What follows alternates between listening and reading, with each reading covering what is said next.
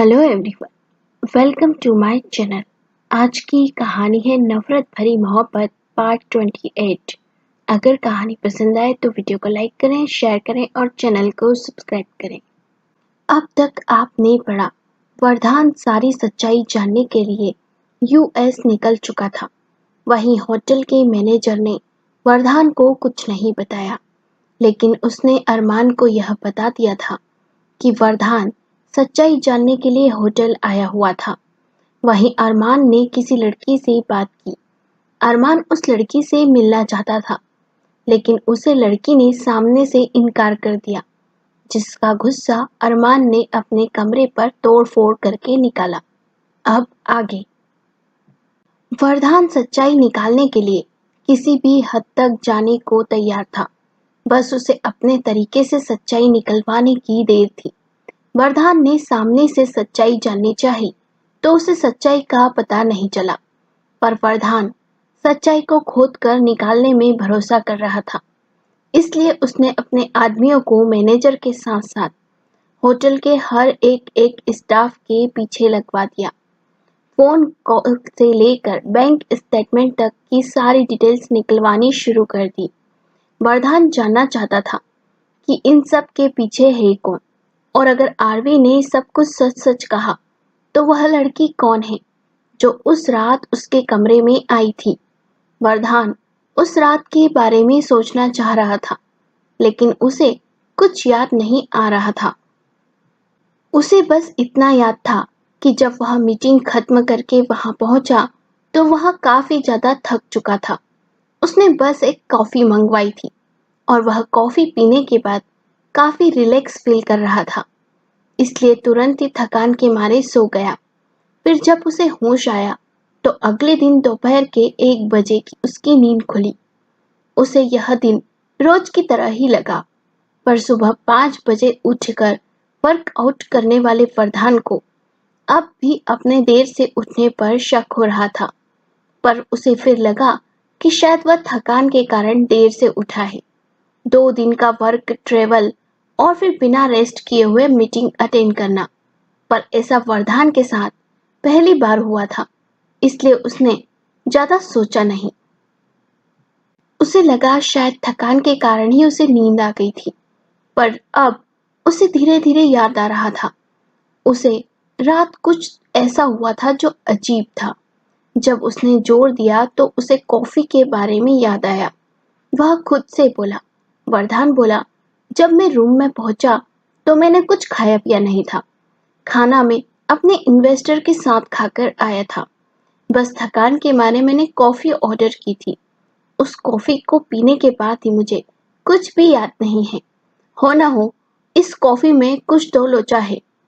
कुछ तो ऐसा हुआ है जो नहीं होना चाहिए था। मुझे इस बात की जड़ तक जाना होगा कि आखिर क्या हुआ था ऐसा उस रात। वरदान ने उस लड़की के बारे में पता लगाने की कोशिश की, पर उसके हाथ कुछ नहीं लगा। अब बस सिर्फ एक ही रास्ता था उस लड़की के बारे में, या तो रिसेप्शनिस्ट बता सकती थी या फिर मैनेजर, पर मैनेजर और रिसेप्शनिस्ट ने साफ इनकार कर दिया था कुछ भी बताने से। वहीं होटल का कैमरा भी बिल्कुल खाली था। वरदान ने अपने आदमियों से उस रात की सारी डिटेल्स निकलवाने की कोशिश की। कैमरे से सारी फुटेज डिलीट होने से पहले उन सारी पिक्चर्स और वीडियो को एक ब्लैक बॉक्स में कंपनी के सबसे सुरक्षित जगह पर रखा जाता है। कभी जरूरत पड़ने पर ही उनका उपयोग किया जाता है। वरदान को यह रूल पता चल गया था। वरदान ने उस होटल के ओनर से बात की, तब पता चला कि ओनर आउट ऑफ टाउन है। वरदान कोई आम हस्ती नहीं था। वरदान टॉप का बिजनेसमैन था। वरदान ने अपनी पावर का इस्तेमाल करना शुरू किया। वह सनशाइन होटल के ओनर मिस्टर सुशील राठी से मिलना चाहता था, जिसके लिए उसने एक मीटिंग मिस्टर सुशील राठी के असिस्टेंट के साथ फिक्स की और उसे यह बताया कि वह मिस्टर सुशील राठी से मिलना चाहता है। जैसे ही सुशील राठी को यह पता चला कि वरदान सिंह ठाकुर उससे मिलना चाहते हैं, तो वह एक पल के लिए चौंक गया। उसे समझ नहीं आ रहा था कि आखिर वरदान जैसा बिजनेसमैन उससे क्यों मिलना चाहता है। फिर उसने कुछ सोचकर हाँ कर दी। वरदान से मिलने के लिए वो एग्री हो गया। 2 दिन बाद सुशील राठी यूएस वापस आने वाला था। वरदान से 2 दिन का भी इंतजार होना मुश्किल हो रहा था, पर वह कुछ कर नहीं सकता था। वहीं कैलिफोर्निया में आरवी अपनी इंटर्नशिप को कंटिन्यू कर रही थी और अरमान एक नया प्लान बना रहा था आरवी और वरदान को अलग करने का। वहीं वरदान इंतजार कर रहा था मिस्टर राठी के वापस लौटने का। वहीं अरमान ने अपने माता पिता से कहकर आरवी के घर अपना रिश्ता भेज दिया था। शुभम और वैदेही आरवी की शादी नहीं करना चाहते थे, लेकिन वे मना भी क्यों करते। उन्हें अरमान एक अच्छी खासी फैमिली से पढ़ा लिखा लग रहा था, लेकिन बिना आरवी की सहमति के वे अरमान की फैमिली को हाँ नहीं करना चाहते थे। उन्होंने अरमान की फैमिली को साफ कह दिया था कि बिना आरवी की मर्जी के यह शादी नहीं हो सकती। आरवी इस समय इंटर्नशिप कर रही है। जैसे ही वह छुट्टियां लेकर इंडिया आएगी, तब उससे शादी की बात करेंगे। लेकिन अरमान इस बात से खुश नहीं था। उसे लगा था कि शायद शुभम और वैदेही आसानी से उसकी और आरवी की शादी के लिए मान जाएंगी, लेकिन शुभम और वैदेही ने साफ इनकार कर दिया था, जिसका गुस्सा अरमान को बहुत ज्यादा था। अरमान को पता था कि वरदान सच्चाई ढूंढ रहा है और अगर उसे सच्चाई पता चल गई तो अरमान आरवी से हमेशा के लिए दूर हो जाएगा और वरदान हमेशा के लिए आरवी के पास चला जाएगा। अरमान ने आरवी का पता लगाया। लगभग 2-3 दिन बाद अरमान को पता चल गया कि आरवी कैलिफोर्निया में है। अरमान बिना किसी देरी के कैलिफोर्निया पहुंच चुका था। वहीं दूसरी तरफ मिस्टर राठी भी यूएस आ चुके थे। वरदान के साथ उनकी मीटिंग शाम को होनी थी। वरदान अकेले में मिस्टर राठी से मिलकर कुछ बात करना चाहता था। जैसे ही उसकी और मिस्टर राठी की मीटिंग हुई, तो मिस्टर राठी ने वरदान से कहा। मिस्टर राठी बोले, मिस्टर वरदान, बहुत खुशी हुई आपसे मिलकर। वरदान बोला, मुझे भी आपसे मिलकर बहुत खुशी हुई मिस्टर राठी। मिस्टर राठी बोले, कहिए मिस्टर वरदान, हम आपके लिए क्या कर सकते हैं। वरदान बोला, मुझे आपकी एक मदद चाहिए थी मिस्टर राठी। मिस्टर राठी बोले, बोलिए मिस्टर वरदान, अगर हमारे बस में हुआ तो हम आपकी मदद जरूर करेंगे। वरदान बोला, दरअसल मुझे आपकी कंपनी के ब्लैक बॉक्स से 8 महीने पहले की एक रिकॉर्डिंग चाहिए, आपके होटल सनशाइन की। मिस्टर राठी बोले, आपको वीडियो रिकॉर्डिंग चाहिए, पर क्यों? वरदान बोला, दरअसल मेरा यह जानना बहुत जरूरी है कि 8 महीने पहले उस रात को क्या हुआ था। इतना कहकर वरदान ने कुछ चुनिंदा बातें मिस्टर राठी को बता दी। मिस्टर राठी वरदान की बातें बड़े ही ध्यान से सुन रहे थे। वरदान की बातें सुनने के बाद मिस्टर राठी बोले, ठीक है मिस्टर वरदान, हम आपकी मदद करेंगे। अगर हमारी मदद करने से आपको सच पता चल जाता है, तो इससे ज्यादा खुशी की बात और क्या हो सकती है। वरदान ने यह सुना तो वह मुस्कुराते हुए मिस्टर राठी से बोला, thank you so much mister Rathi. Mister Rathi बोले, नो नो मिस्टर वरदान, इसमें थैंक यू की कोई बात नहीं। दरअसल मैं यूएस में कम ही रहता हूँ। यहाँ के होटल की जितनी भी चेन है, वह सब मेरा भतीजा संभालता है। यहाँ का सारा बिजनेस मैंने पूरी तरह से उसे ही हैंड ओवर कर दिया है। वैसे तो यह हमारा फैमिली बिजनेस है, लेकिन उसके पिता ने इस बिजनेस को शुरू करने में मेरी बहुत मदद की थी। जब मैं फाइनेंशियली क्राइसिस से गुजर रहा था, तब मेरे भाई साहब ने आर्थिक रूप से मेरी बहुत मदद की। उसके बाद बुरा वक्त गुजरा और अच्छा वक्त आया। मैंने उससे होटल की चेन बनाई। उसके बाद मैंने अपने सारे बिजनेस को सिंगापुर शिफ्ट कर लिया और वहीं से अपना सारा बिजनेस ऑपरेट करता हूँ। यहाँ मैंने अपना सारा बिजनेस अपने भतीजे अरमान राठी को सौंप दिया है। जैसे ही वरदान ने यह सुना तो वरदान बोला, अच्छा ठीक है mister Rathi, thank you so much, पर आपसे एक और फेवर चाहिए। मिस्टर राठी बोले, हाँ कहिए।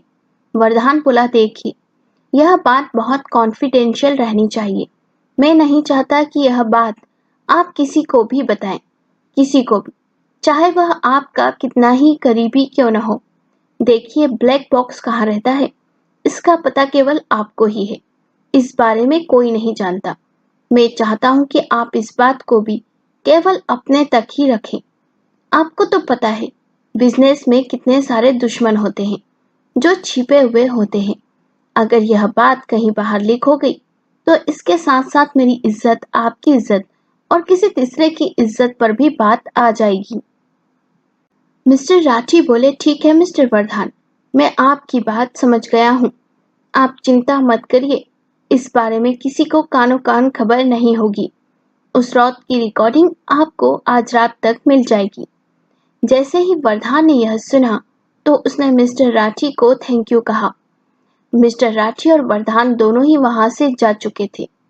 अब वर्धान को इंतजार था तो उस रिकॉर्डिंग का, क्योंकि एक बार अगर वह रिकॉर्डिंग वर्धान के हाथ लग जाती तो उसके बाद सब क्लियर हो जाता कि उस रात जो भी आरवी कह रही है क्या वह सच है। वहीं इंडिया में वैदेही और शुभम आरवी से शादी के बारे में बात करना चाह रहे थे। हालांकि आरवी की अभी शादी की उम्र नहीं हुई थी, लेकिन अगर सामने से अच्छा रिश्ता आया तो उसके बारे में सोचने में हर्ज ही क्या है। फिर शुभम को यह पता चला कि अरमान और आरवी दोनों एक दूसरे को पहले से ही जानते हैं, तो शुभम ने आरवी से इस बारे में बात करना जरूरी समझा। शुभम ने आरवी से इस बारे में बात की। आरवी यह सुनकर शॉक्ड थी कि अरमान का रिश्ता उसके लिए आया हुआ है। आरवी शुभम से बोली, पापा, मैं अभी शादी नहीं करना चाहती हूँ। शुभम बोले, हाँ बेटा, मैं जानता हूँ, पर मैं यह सोच रहा था कि तुम एक बार इस रिश्ते के बारे में सोच लो। वैसे भी अरमान को तुम जानती हो, फैमिली भी अच्छी है, तुम पर कोई जोर जबरदस्ती नहीं है। लेकिन अगर तुम यह शादी नहीं करना चाहती तो तुम सीधे इनकार कर सकती हो। अगर तुम्हारी लाइफ में कोई और है तो तुम वह भी बता सकती हो। जैसे ही आरवी ने यह सुना तो उसके दिमाग में पहला चेहरा सिर्फ वर्धान का आया। आरवी ने उस ख्याल को अपने दिमाग से निकाला और बोली, नहीं पापा, ऐसा कुछ नहीं है। मेरी लाइफ में कोई और नहीं है, लेकिन मैं अभी इतनी जल्दी शादी नहीं करना चाहती और अभी तो मेरी इंटर्नशिप भी कंप्लीट नहीं हुई है। शुभम बोले, हाँ बेटा, पर अरमान की फैमिली को तुम्हारी पढ़ाई से कोई प्रॉब्लम नहीं। फिर भी तुम इस बारे में एक बार सोच लो। अगर तुम्हें ठीक लगता है तो तुम हाँ कह सकती हो, और नहीं लगता तो कोई बात नहीं। आरवी बोली, ठीक है पापा, लेकिन मुझे सोचने के लिए कुछ वक्त चाहिए। शुभम बोले, ठीक है बेटा, बाकी पढ़ाई पर ध्यान देना, और अगर पसंद ना हो तो इस बारे में सोचने की जरूरत नहीं। आरवी बोली, जी पापा। इतना कहकर शुभम ने फोन काट दिया। शुभम ने बता दिया है आरवी को अरमान की फैमिली द्वारा आए गए रिश्ते के बारे में। तो वहीं अब देखना यह है कि क्या होता है आरवी का फैसला। क्या बिना सच जाने जल्दबाजी में आरवी कोई गलत कदम उठा देगी जिससे बाद में उसे पछताना पड़ेगा? जानना दिलचस्प होगा। आपको कहानी का ये भाग कैसा लगा, कमेंट सेक्शन में कमेंट करके बताइएगा। अगर कहानी पसंद आई हो तो वीडियो को लाइक करें, शेयर करें और चैनल को सब्सक्राइब करें।